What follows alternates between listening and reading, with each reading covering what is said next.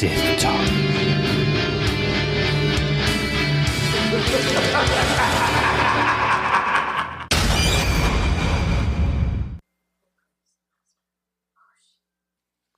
Ladies and gentlemen, rebel scum and loyal to the Empire, this is Sith Talk, the show that talks all things Star Wars comics, Star Wars books, Star Wars video games, not so much lately, but Star Wars movies, and a lot more lately, we've been talking about Star Wars TV shows. I am your host, Zach Chrisman, aka the Lord of Lore, and joining me is Lindsay, aka the Lady of Lore. Lindsay, oh my gosh, first time I'm actually really getting to talk to you since I went to your wedding. How are you doing? How is regular life outside of this beautiful wedding and beautiful honeymoon? It's an adjustment for sure. It was absolutely incredible. Just the entire week leading up to the wedding, I thought it was going to be a lot more stressful than it was.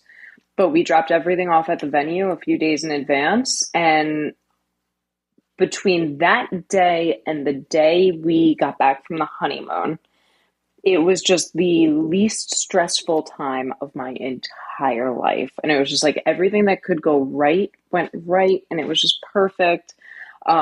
So yeah, we had our wedding. We spent a beautiful week plus on the Amalfi Coast. So we were not in Amalfi. We were in the major town or city there, but we were just outside of it. So it was just beautiful and peaceful and relaxing. So it was incredible, but now we are back in reality where things have consequences and deadlines and you need to do things correctly. So it's a little different, little bit of an adjustment back in, but it was such an absolutely wonderful couple of weeks. So I'm just so happy that I got that and that you were able to even come share the wedding with me. Oh yeah, it was like, I told you this off before recording, but it was hands down the best wedding. Lady Allure knows how to throw a wedding, and I can't wait to see if I ever get my ass up there, what kind of parties you throw, because you know that wedding, I had never been served so many different appetizers in one like to the point where like I never saw the same thing. And when it came to like the food, the actual entree, I was like, oh my gosh, like timing, like the fact that people got like I think it was like a couple hours before things were actually like the main course was served. So like people actually got to like spread out, dial it back in, spread out. It was like perfection. So I don't know if you had a wedding planner or you did it, but it was perfect. And, you know, I know you were the main star of the night, you and Tyler, but you took enough time to hang out with us, and it was so awesome to see you in person because I haven't seen you in person since Star Wars Celebration when I met you, and that was very vague. Like it would, like we had that really great epic podcast, and one of these days I want to re-listen to it just for like fun, and to also listen to like everything we got wrong. But it was like you left before the party.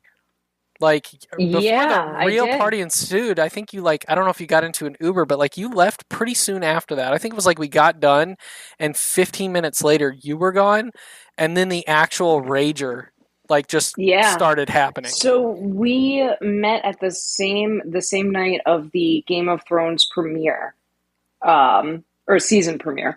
So final season? I was like, final season. Yeah. So I was like, oh, I gotta get back. Like, I can't miss this. But also, I feel like it was such a blessing, though, because who would have ever thought that night that you and I would become the friends that we have? And we just hit it off. And it was such a good chance that I left that bar that night and never talked to a single one of you guys ever again. And here we are now. But I will say that Tyler and I kept saying after the wedding that it's such a rush. Like, you remember from your wedding, it is such a rush. And even though you're not drunk, you like barely remember the night, but just because there's so much adrenaline and you need to, you know, we had 135 people there or so. So we had to talk to every single one. And we kept saying like, we were sober, but we don't remember any conversation we really had with someone. Like, I know I talked to everyone, and we both agreed that you and Brandon were the exceptions. We were like, we remember our time with them, and like, we're so happy we felt like we got not nearly enough time with you. There's never enough time with you and And there's not Brandon, but going to we be at a wedding. no, but we feel like we got to actually spend time with you and everything. And Tyler and Brandon have over the past year or so become really good friends because they're both so into FSU. So that friendship actually started because during all these FSU games, Tyler would say something to me and be like, "Well, what does Brandon think?" Or Brandon would text me and be like, "What's Tyler doing?" And finally, I was like, "Enough. This is Brandon's number. This is Tyler's number. You guys can do what you want." And now those two just text like all day, every day. Um, so they have that, and you and Tyler, I feel like, started to get to know each other just from your meat and your smoking meats and your grilling and your beering and all of that. So he was just floored. He was like, I just feel like I have known those two guys my entire life. So it was just so nice seeing everything come together. Well, I opened up with Tyler like immediately. He was hanging out. We both had like drinks, and I was just like, man, you ever come to South Bend? I get a feel for people, and I got a feel that Tyler is one of the boys. So I was like, hell yeah, dude! Like, I'll take you brew hopping. Like, we'll drink beer. We'll have our time. Like, it'll be an absolute controlled shit show. And from that point, like, if I get a sense that somebody is like on my page, I just rip the band-aid off immediately. And I almost like I understand time and place with people very much. And I knew with him that I could rip that band-aid off, and I knew he was easily just like one of the boys, so I just ripped it off. And I'm like, oh yeah, like I just started talking to him like I already knew him, because while I don't know a lot of details about him, his life, his background, all these things, I knew like how we could speak. I knew the language in which we could start bonding. Yep, yep. So no, it was just perfect. So I'm excited for that trip to you. Hopefully it happens this year. We need those Notre Dame FSU ticket prices to go down. We'll, Oh yeah. we'll get there sooner or later. So it's going to be an incredible time, and we'll finally be able to record in person together again. Oh yeah. But with that being said, let's get into the Acolyte. Now, you guys covered episodes 1 and 2. I was supposed to be a part of that, but I was so gone after my Spartan race that I really had every intention to try and make it, but I was so banged up. And to be honest with you, I was so like, it's one of those things where when you're doing those races, it is a true trial the entire weekend. And yeah, pictures look great. It's like, oh yeah, cool. He did something so awesome. But you have no idea until you go through those races how truly hard it is. And then because you're with my gym fam, my fit fam, you're also after the races you're still having to be social and be on, and not like as in on as in being fake, but like you're talking to people still, you're in a room with people, like you're constantly. So it was just like by the time I got home, I didn't feel like it's all I wanted to do was talk about that, but at the same time I was just so wiped out that I couldn't do it. But episodes 1 and 2 of the Acolyte. So just a brief thing. Um, I'm I'm a big fan. I'm a big fan of episodes 1 and 2. I love the fact that they started like immediately with the show. I love that Vernestra was talking about like trying to hide some things from the Jedi, because or from the political enemies, because she didn't want the Jedi to seem weak. I like that we're showing some of the mental flaws of the Jedi and where that rot is starting to take place that we get in Phantom Menace. I absolutely love Soul. I thought that May is a really good character. Osha is a really good character. I liked where we were heading.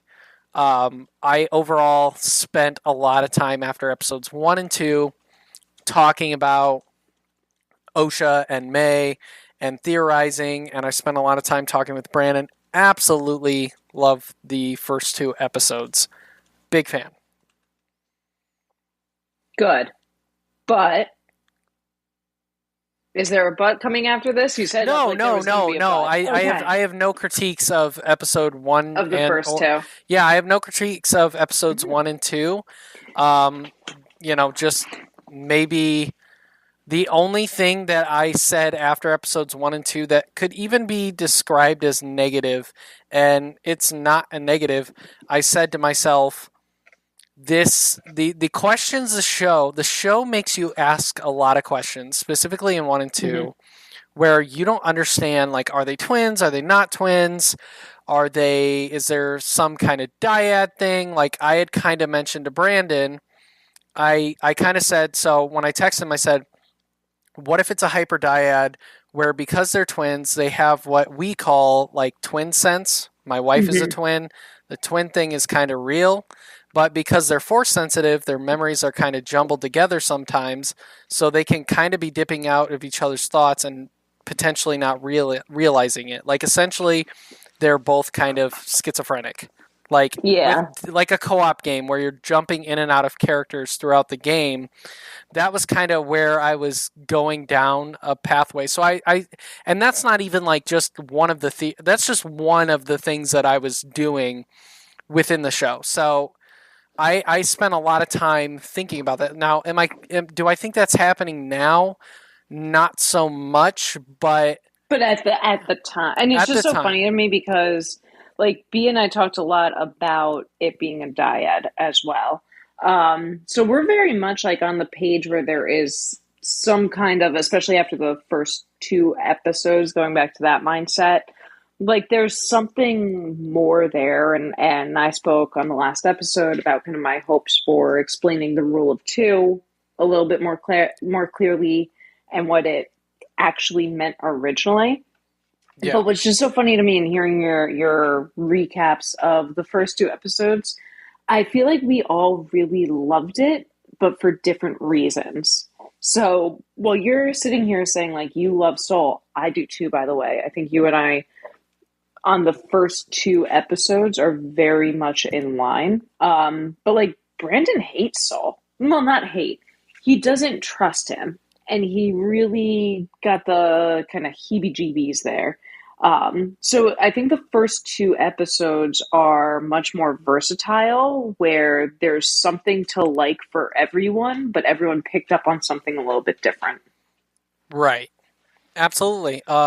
It's the show that I spent a lot of time just thinking about things, and I felt like with episodes 1 and 2 that the writing called for me to question things, and I thought that it was a step above what we've gotten in the past. So I felt like it was appropriate that I could spend this amount of time thinking about those things.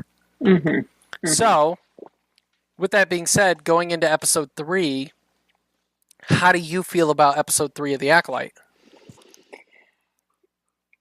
Better now than when it first aired. I had a couple gripes with this episode. Number one, I don't love flashback episodes. And this is not just like a Star Wars thing, this is in every single show or whatever it is. I don't love being taken out of the story, even if it is for more clarity. It's difficult for me to kind of hop in and out, especially when I've spent all week thinking about, we left on this cliffhanger and what's about to happen and what's going to be the next step, only to be ripped away from that and thrown into this whole other thing. We saw Book of Boba Fett was so entirely flashback heavy, and that's by far my least favorite Star Wars entity because second least favorite, Bad Batch. but I just don't like that kind of back and forth and back and forth. So I didn't love that this early on, when we're still getting an understanding of the world we're in and the characters we're with, to be taken out. My other major gripe, and I realize it's nitpicky and it's a little silly, but you mentioned the whole twin thing and your wife being a twin. I'm also a twin. And for whatever reason, I don't know if it is necessarily the writing or if it's the actors they got. I think it's really the director's fault at this point. Watching the way these two girls interact drove me fucking nuts, right? When they're there in like their little lesson and they're going back and forth and they're like, pay attention, no, stop, and they're smacking each other. I'm just like, that's not how twins act. And I can promise you this as someone who grew up in a very religious family and having to go to church and sit next to my twin every single week. And I would sit there and I would be so diligent and pay attention, and she would just be off, doing God only knows what and looking at God only knows what. And then as we get older on her cell phone, like, that's just not how twins act. So I was more so annoyed at that aspect of it, and it really took a lot out of me on my second viewing. I was able to push it aside knowing what was coming. So I wasn't big on that, but overall this episode, to me, episode 3, felt very campy compared to other things that Star Wars has done. Um, the witches doing their whole the power of one, the power of two, the power of many, like that just felt really campy and took me out of it. My thought to you after it aired, which I kind of stand by, is this would have been a phenomenal comic book issue. Phenomenal. It had the lore. It had some really cool characters and really positive stuff.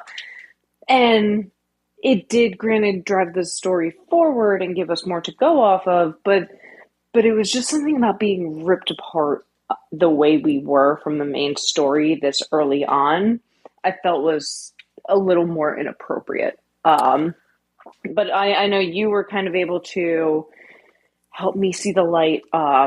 Kudos to the rest of the Clashing Sabers family who brought a little bit more positivity to this episode for me, but overall it just didn't quite do it for me the night that it aired.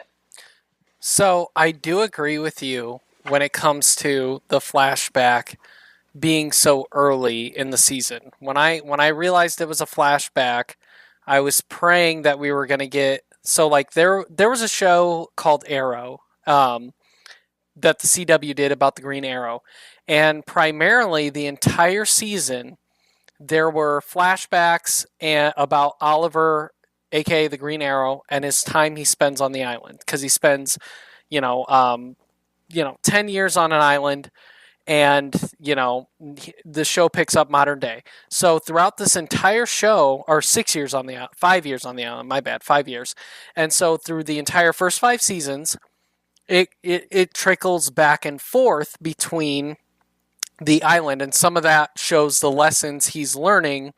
It goes back and forth to prove each episode what he's learning, and it's done beautifully. I would have liked to see some of the flashbacks been edited in with the modern day on each episode, or until they didn't need them Yeah. anymore, rather than an episode 3. Like, for me, a flashback is like an episode 5 type thing. Like, you get your momentum, you get everything building, and then you take a break and fill in the pieces. Again, I'm not the writer, but when I saw that, I was like, okay. I really like the last 2 episodes, so I'm going to take it for what it is. When it comes to the relationship of the twins, I did not feel a sense of like twin connection, because, and I might be a little biased, but my wife and my brother-in-law, they're twins, and I understand there's a connection between them. And he's even had problems in past relationships where people don't understand like them being close. Like your twin is like, for at least them, is very much like an other half of you. Like you just have this connection that you can't like really explain, and I've always understood that.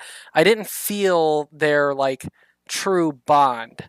I from the moment of that episode, I felt like they were clearly shifting apart, and they've like both said it multiple times throughout that episode. But I kind of bought into it because I understood where the story was needing to go. When it comes to the witches, there was a lot of backlash online going before this episode, like, oh, this is going to change everything George Lucas did. I found that stuff fucking stupid. The complaints that we're hearing Mm-hmm. online about they're changing everything George Lucas, no. Nothing. No. The There way has the always way I been just cultures that have called the Force something different. It's called a fucking galaxy, by the way. Other people are going to have different things, much like there is religion in this world, and there is the Quran, and there is the Bible, and there is so many different things. And, you know, some of these stories in each text, there are similarities in certain texts in religion, and they just go about it a little bit different. And calling it the thread in their eyes is not a bad thing. And also the fact that they have a little bit different like power source and are hinting at potentially these twins, and they never said the twins were born from the Force. It was heavily implied but never said. None of that struck me as wrong. Any like Force user uses the Force differently based on their background. The Sith use different Force powers, the Jedi do, the Night Sisters do, so much so that Mother Talzin was like one of the only fucking beings in the galaxy that Palpatine feared, because he simply quite did not understand their level of power. And we have seen this time and time again in Star Wars. And when I saw this, I thought it was cool as shit. I have no problem with different cultures having a different background of the Force. I bought into it. I actually loved the storyline of the witches themselves. I thought that was very interesting because I want this galaxy to grow. It can't just be the same thing, even though the show and the thing I gravitate towards is Jedi and Sith. We have to expand, even if it, you mm-hmm. know, even if it's like a niche thing. The X-Men aren't just the X-Men. There is the X-Force. There is, you know, there's so many different. There's the Hellfire Club. Like they're all different. Yeah. So my friend was asking me actually just yesterday, and he's a fan like we're fans, right? He Mm-hmm. reads the books. He's super into the EU and all that. But he's one of those people who prefers to binge watch content. So he just hadn't watched the Acolyte yet because he's waiting to be able to sit down on, a Sunday and watch it all. Fine. But he was like, dude, I've heard these awful things. Is it really that bad? And I told him, I go, look, it's not the perfect TV show, but that has nothing to do with Star Wars. Like there are other issues, and we're gonna get into some of the other issues, I think, a little bit more when we talk about episode 4. But I said to him, the people who are saying this is a bad show because it's ruining Star Wars are simply showing that they're not real Star Wars fans, because all this shit that they're upset about have been around for absolute years. Usually like since the mid 90s, really. So they're upset about all this shit, and it's just like, this isn't new. This isn't changing anything. If anything, it's giving more clarity and expanding on other things. The fact that Anakin might not be the first like Force baby, to me makes total sense. So I really like the Star Wars aspect of this episode. Again, there are writing issues and directing issues on my end where I think it was just too early to have an entire flashback episode, and I didn't love this director and how they played the twins and the child actors. But overall, like it's not the Star Wars of it, right? Because I do think that the concept is, to your point, really fucking cool. I'm going to stand by my original statement, though, of if this was a comic book issue, I think it would have been one of the best comics we've had.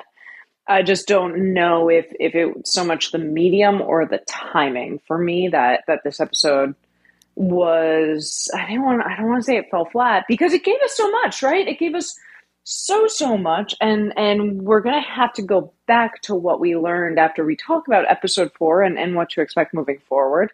It really did give us a lot. It just fell a little flat for me and was a little bit, I don't want to say infuriating, but it was upsetting that I didn't get to move the story forward in the direction I was hoping. And see, I thought they actually expanded the universe a little bit because they never said how these twins were born. They never said it was through the Force. Like it's heavily implied um, in the prequel trilogy. You know that potentially, whether you read the Darth Plagueis books and his influence with midichlorians, it's implied that maybe the Sith had a hand in the birth of Anakin. Um, it's never said how these women created these twins. And when you look at the pit, the ritual, all that stuff is expansive, and I want to know more because I find that fascinating. I find different avenues of the Force and expanding the lore of the Force, the thread, whatever culture calls that. I found that so fascinating. That I don't understand the hate, and there's a lot of other reasons that this show is not the show to really get into it unless you want to, but there's a lot of other reasons why people didn't like episode 3, and I think they need to take a look at their lives because it's pretty fucking stupid.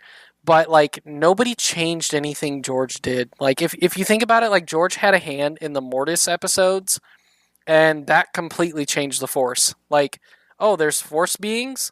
Oh, that's kind of wild. It's cool as fuck, but it was kind of wild. He just kind of did that. Where was that shit like in the original trilogy?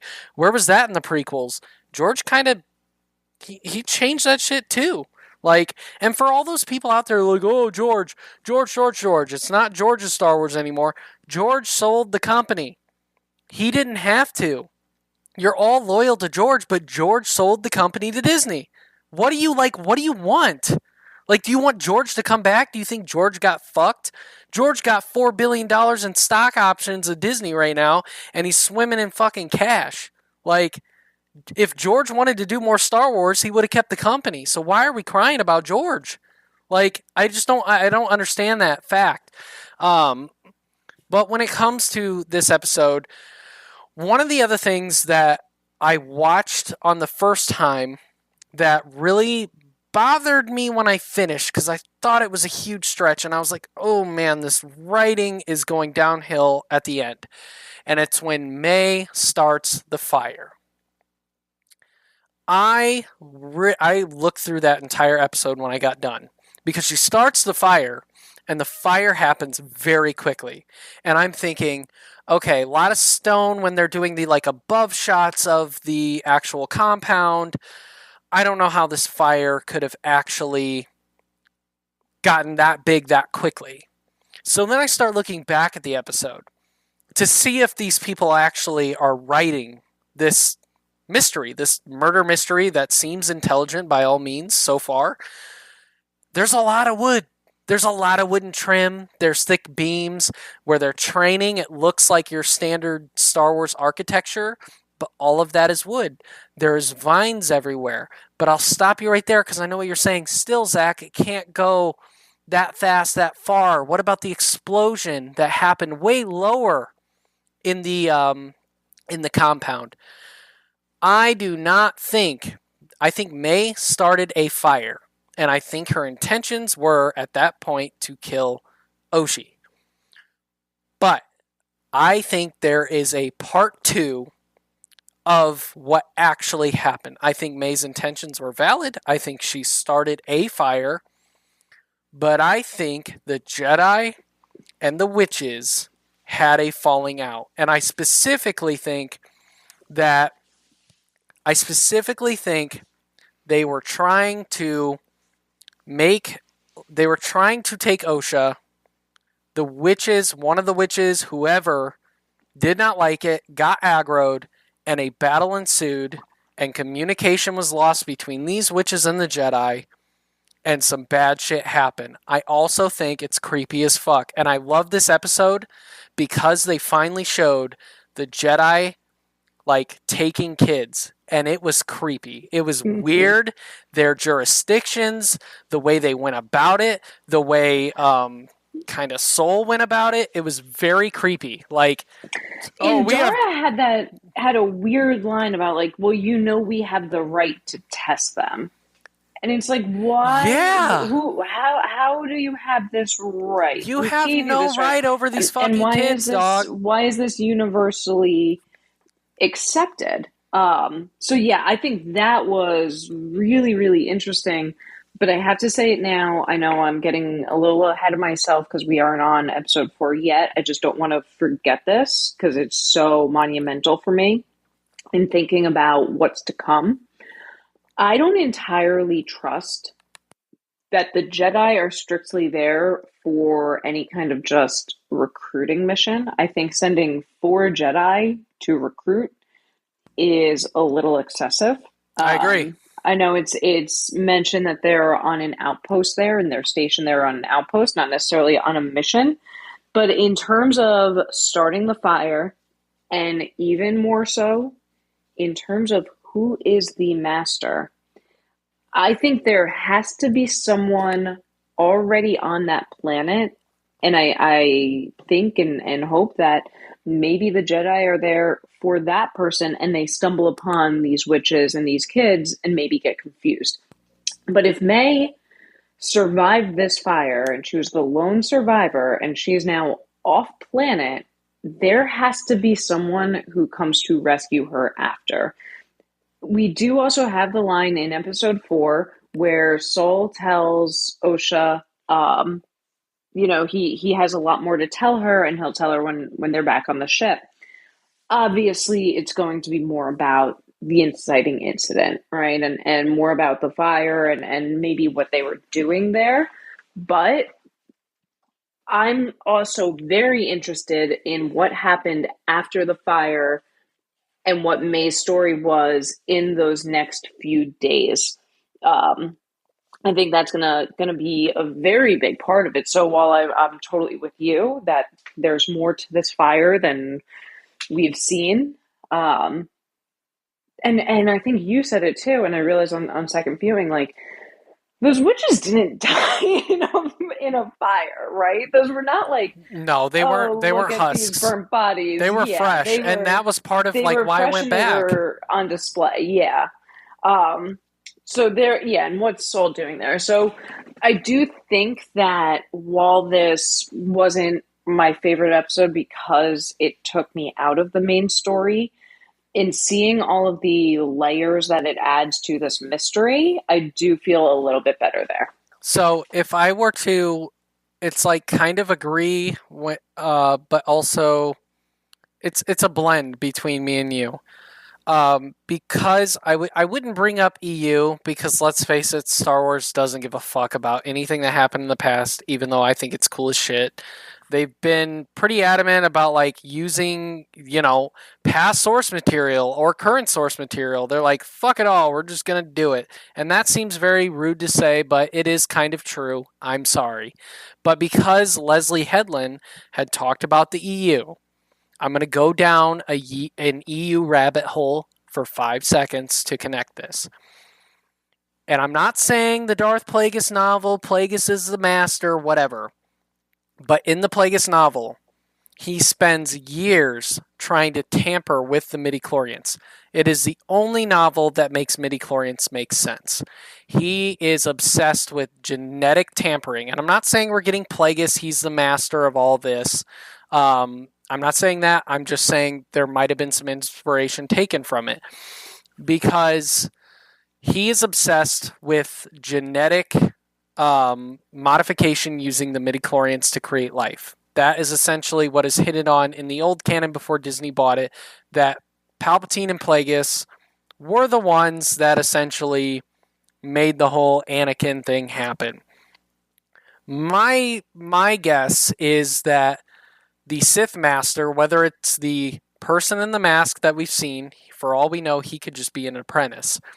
A Sith Lord, whatever this being is that's in the show, was there. He collects people. That's something that's been said in the show. We'll get to that. But he goes to these witches and he offers them something they want. When we talk about the Sith and the rule of two, they were obsessed with the dyad. How do you create a pretty fucking great dyad? You get twins.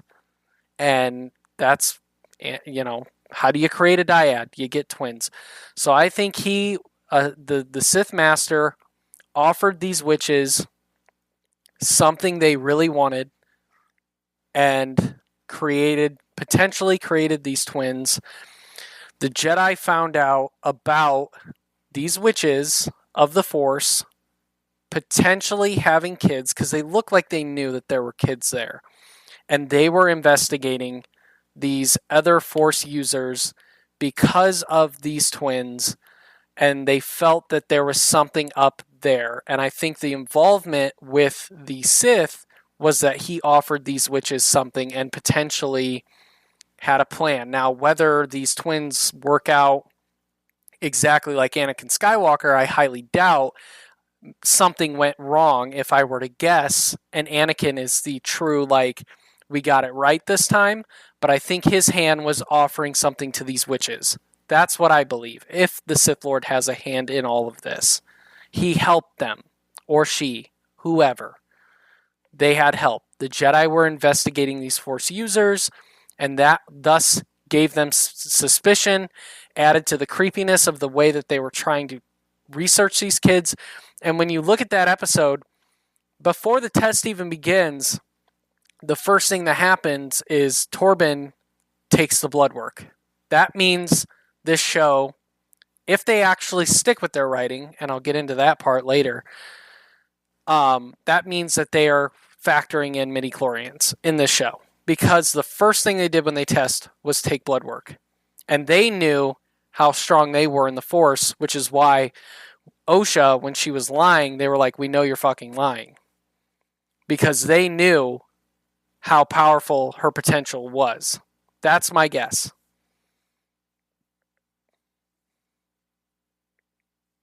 Why don't you think they'd stick with the writing? Because I feel like for everything that they've done since Rise of Skywalker with The Mandalorian and Bad Batch, do you have any reason to think that they would start to take midichlorians back?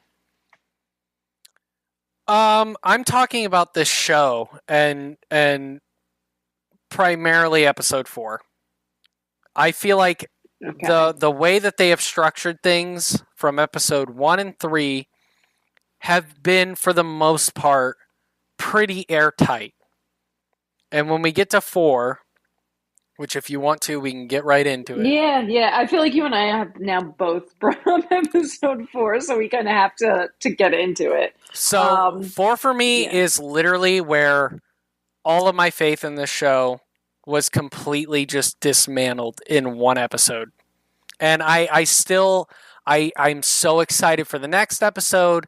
I hope it turns around. But episode 4 and the writing of that episode is, to me, fucking atrocious. It's so bad. It is so bad. I have to say, well, a few things. All right. Number 1, I had said to you the next day, I woke up and I barely remembered the episode, which had never happened before. But it was almost that inconsequential that there didn't seem, with the exception of the insane cliffhanger, like a lot to remember. Now, another thing, I had said this on the last episode, but I'll say it to you, and I'll say it just in case anyone else doesn't know or forgot. I am in a very fun position right now where my husband has never seen Star Wars or know necessarily what's going on. So he is watching this because for the first time ever, you don't really need a lot of background information. So he's watching these episodes with me for the first time, and the way we're doing it is I'm watching it Tuesday nights when it comes out and doing my thing, and then the next day he'll watch it and I can rewatch it with him and be able to answer any questions or whatnot. And in that experience, that's when I realized that episode 4 is, I think, truly written for someone who is new to Star Wars, and I can be so much more forgiving of it because of that, right? So there are things like the war rooms or even Jedi councils that you need to be able to introduce people to, and this episode did it. So while I'll get into some other stuff with this episode, I think this is a phenomenal entry point for new fans. And this episode really brought that out to me. So there's that. But number two, and this is really important to me, is the writer of this episode came out on X today, and someone had asked, not in like an accusing way or anything, but just, hey, why was this episode so short? And she explained that she wrote episodes 4 and 5, and she was given an overall time frame that those episodes could be combined. And because of that, she didn't want to just stop halfway. But according to her, the pacing of this episode and the way things were revealed in this episode will really pay off next week. So while I understand certain gripes, I'm still very, very interested to see what happens next week, and how that really all pays off. I am too. So here's okay. So I've been really struggling to even talk about episode 4 because I'm not a fan of being super negative like I used to be. But so I'm just gonna throw a bunch of inconsistencies your way, and you can just say got it, and we'll move on, and we can talk about what we want for the future. If you find something you want to say, great. So the problems I have. Why the fuck? This is a very small one, and I'm gonna do the small one first because it doesn't really matter. This goes to show the rod of the Jedi if you want to use that as your reasoning, and I'll accept that. Why the fuck did we go all the way back to Coruscant when we knew where May was going? And Vernestra's like, no, we got to come back and have a meeting. We have to come back to have a meeting to talk about this when May is currently going to Kelnaka, and we knew where she was headed because there's only 2 Jedi left on the list, yet we got to go back to Coruscant. What's her name? Soul's current apprentice had time Jackie. to take a fucking yoga class, talk to Oshi. They do the war room, and like still ended up in the episode 5 minutes behind May. Explain that. May went straight there. Like how did that happen? Not in to terms mention of them. Sorry. Is one of your gripes though the fact that they went back to Coruscant, or is it just the timing? Because the going back to Coruscant, I definitely want to address. They literally, yeah, the Coruscant, going all the way back to Coruscant. That is 2 things. Soul definitely addressed that in the end of episode 2, because even he was like, why would we go back all the way when we know where she's going? He said that, and that's why I say it's a small. When Vernestra, though, this is something I'm gonna keep going back to. Vernestra said, you have to, there are way things are done, you have to come back, and she was very vague about it. But I am still incredibly caught up on her line from the first episode where she's there saying, our political enemies can't get wind of this. And that is one of the biggest outstanding mysteries to me, is who are these political enemies of, doesn't seem like all the Jedi, but a certain subset of the Jedi. And is there a reason that maybe she feels like because I got to go back and watch, but I don't recall there being any holograms in that war council, right? Everyone was there and present. She specifically did not want to tell the council, which also contradicts there's a certain way we do things around here. That contradicts that, because a potential Sub. Not if there's a faction of the Jedi Order though, because it could very easily be like, look, this is not the way our group is doing this. So I wouldn't be shocked if she doesn't want to have like online communications, right? And everything has to be done in person. And that's another mystery and question I hope is answered. So the going back to Coruscant doesn't bother me only because we hung a lantern on that at the end of episode 2 already. So So if it how did was they a get big 5 minutes behind May? that I Can't that's a answer. better question. Okay. No, unless you well then you can get into who is Basil? Like what can he do that no one else can? And is there a way that he's able to track things better than Kamir's route through this jungle, right? He mentioned, yeah, he's been there before, and there's no way you can do this without someone who's been there before or a tracker. Maybe his way just isn't the best way. I think that that's one of those. We're going to get some visual dictionary and we're going to learn about Basil's species and his nose or his ears or something like that. That's going to be some like, will it be a bullshit answer? Yeah. Would it be an answer though? Yeah. I'll accept that, and I won't argue against that. So, my second thing, Osha. Yeah, it's the Jedi's problem now. Yep, my sister is the Jedi's problem. You know, she's haunted me and her death, presumably for 16 years, which is ultimately this whole thing that happened at the beginning has affected me my entire life. Presumably, so much so that I left the Jedi Order. But yeah, it's the Jedi's problem now. I'm peace out. I'm gonna leave. That's weird. That's weird. And then for Soul to just be like, "Hey, will you come back?" She's like, "Yeah, sure, I'll come back." Not to mention May, who has killed 2 fucking Jedi and is currently chasing another Jedi and is just like, fuck it. I'm going to go to the Jedi and tell them everything. I'm done. I'm done with all of this. That one irks me. I'm a good side. I'm going back to the good side, even though I've killed like literally the equivalent of of 2 CIA agents. I'm on my way to kill another CIA agent. But yeah, like I'm just like I'm done. Maybe I'm just gonna tell them. I'm just gonna fucking tell them everything. Like it'll be fine. I got secrets they want. What are you talking about? Like there was no seeds of May, like going to the light side at all. These first 3 None. episodes, there's not a 1 second of remorse. Even as a child, she was a murderer. If you wanted to show seeds of light, you could have showed it in that episode. That could have been the time where you plant the seed that there is something there. Not to mention, while unfair to this specific story, the whole redemption arc in Star Wars is fucking exhausting at this point. Can we just get somebody who is just born to be bad and they just go out bad? Whether they win, Well, fail, succeed, whatever. hold on. No, no, Dude, no. we've gotten Because it. It's done.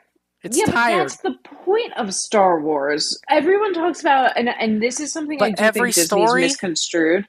Yeah, this is something I think Disney's misconstrued, where they're like, oh, the point of Star Wars is about hope, and the point of the rebellion is hope. Hope this, hope that. No, fuck no. The original point of the original trilogy, and look at anything George Lucas has ever said or done, is about redemption. Star Wars is a story about redemption. Fuck hope. ah man, I disagree. I mean, it'd just be nice for once if we just got a story where somebody was just actually like bad and it's not because it's like masculine and cool and I'm not looking for like a Zack Snyder cut of Palpatine, Darth Maul. We have those characters. so Have we gotten long them ago. So recently? long ago. Yeah. But that's why we don't know who the master is, right? I think it's going to be incredible to learn more about that story. Also, what about the Nile? Like that's and Martian That's Perot. books. Like That's books, which the books are doing it right. The books are doing everything right. Verisimilitude. The characters are actually matching up with who they are. They're evolving in ways, and they're showing the shadows of the way that they can evolve. They're taking the steps to foreshadow. They're taking the steps of taking their time to actually let these characters breathe. And there's like, it's not like, this would be the equivalent. Like, May, for those who have read The High Republic, like, for May to just literally be tracking this Jedi, she's probably an hour away at this point. And she's like, nope, I'm just going to fucking tell him everything. It would be the equivalent of Markion Rowe being like, you know what? Yeah, the Jedi are right. So I'm just going to stop, guys, right now while I'm ahead. And the Nihil and No, I, we're going to sail off. that one I'll give you. That was a very abrupt character choice. I don't quite get, but Osha saying like, "Oh, May is the Jedi's problem now, and this isn't for me." I Would you rewatched do that to your episode sister? 3. Here's why. I rewatched episode 3 after watching episode 4, keeping that exact thing in mind. And the fact that she already seemed very strained from her sister, right? So I don't think this is oh my God, it's my twin, it's my best friend. I would do anything for them the way I am with my twin or your wife is with hers. This seems She like a did try and murder very her. strange. Exactly. Okay, So okay. would I necessarily care to go back to? Keep in mind too, we know that she tried to murder her, but we also know things, or we can theorize things like May didn't necessarily start the fire, and she was probably not the one who killed Mama and all the witches. But Osha doesn't know that.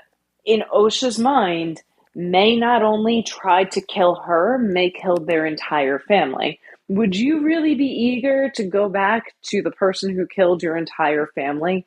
If anything, I would want to, in my mind, keep in the thought like they're dead. I don't have to deal with this. Fair. I will not argue. Fair. Thank you. I needed that. I gotta win. See, like, here's the thing that our listeners don't understand. When I hate on something, like, the last thing I want to do is hate on it. Like, I don't want to hate on anything Star Wars. Like, I want to love this shit. Like, every single bit of it. I'm not, like, and I'm going to call it out, I'm not the Star Wars theories of the world. Like, I just see things, and if I don't like it, I don't like it. I'm not going to say I like it because I'm a fan of Star Wars. Like, that's fair. Okay, thank you. That's something I lost after I power washed worked 12 hours a day and then power washed my home and watched this episode. So thank you. The May thing, pretty fucking wild.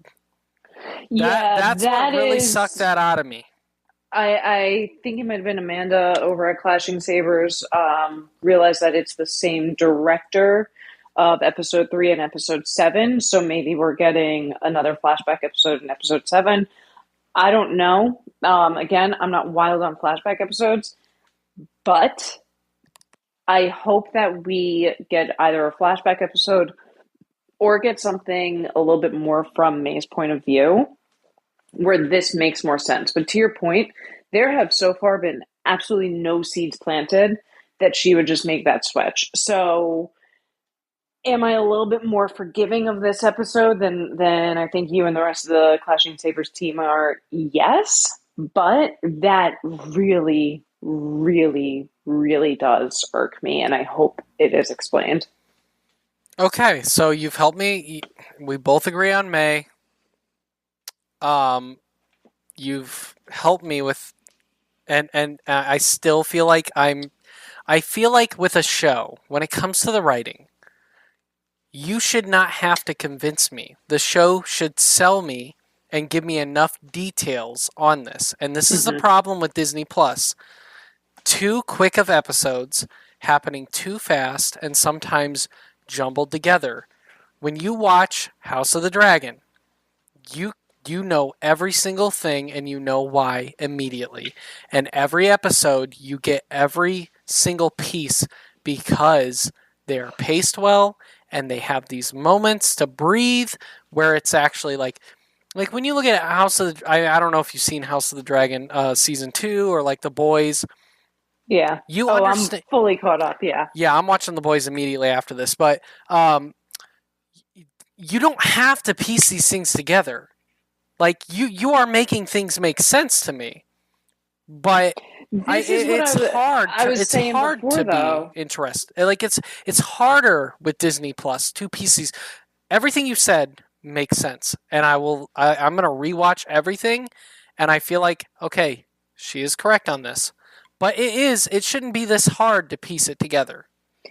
This is what I was telling my friend yesterday, where my problems with this show have nothing to do with Star Wars. My It's the writing, problems with this show are the writing. Yep.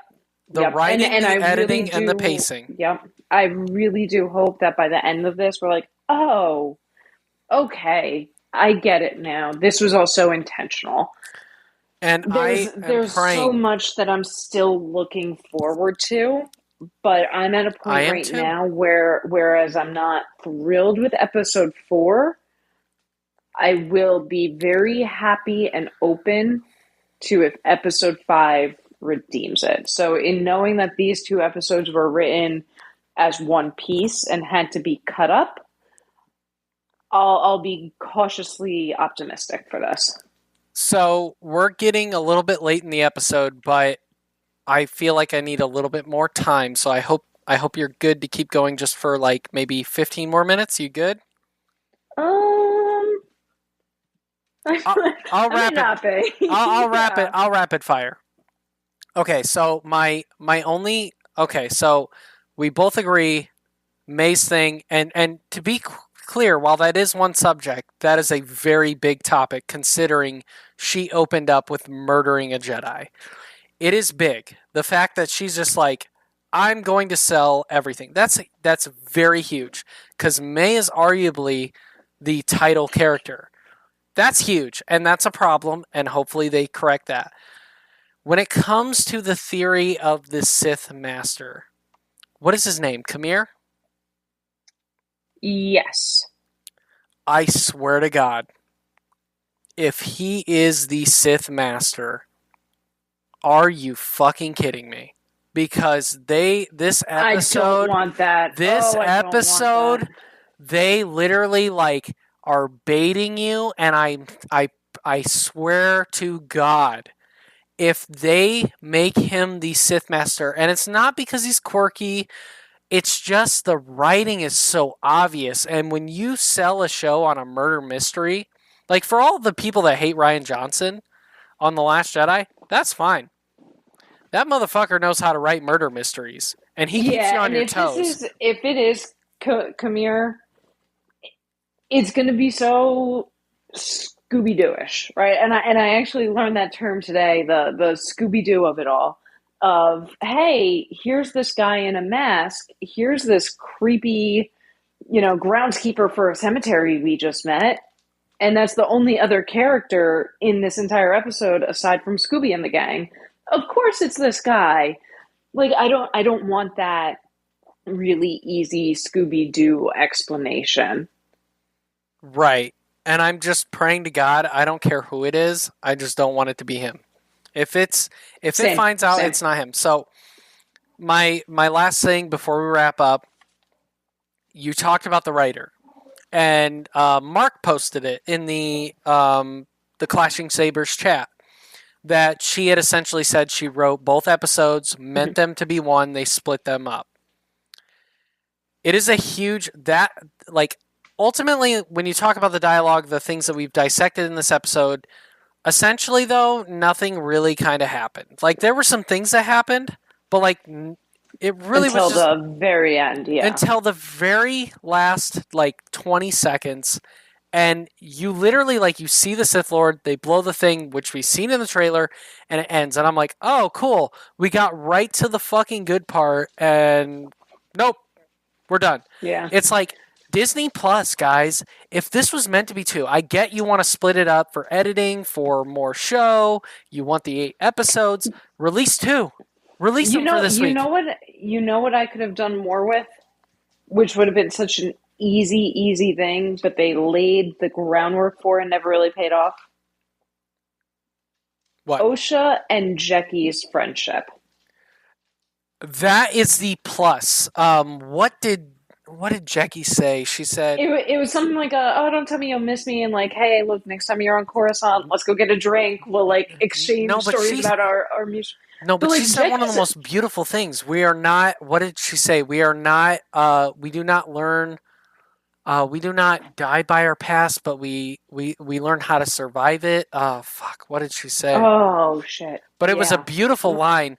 And yeah. Daphne King, Jackie's great. Oh, I mean, Daphne we're King, biased. We're biased. yeah, Daphne King is next level, and this is not going to be the like.